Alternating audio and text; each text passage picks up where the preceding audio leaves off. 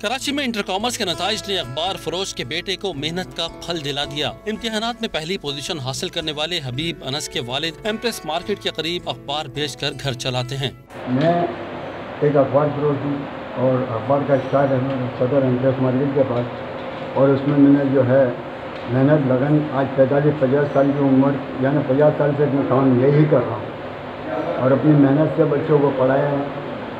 अपनी जितनी बरसात हम घर के अंदर भले कुछ भी करते रहे लेकिन बच्चे की तालीम पर तवज्जो देते रहे, और बच्चे में वो है कि जो हमारा मान था, हमारा गरूर था, वो पूरा किया है। कि मतलब कोई कोचिंग लेने की ज़रूरत नहीं पड़ी, टीचर्स की मेहनत थी, मेरे माँ बाप वालदैन की मेहनत थी, मेरी बहन की मेहनत थी। मैं जितनी मेहनत कर सकता था उतनी की थी।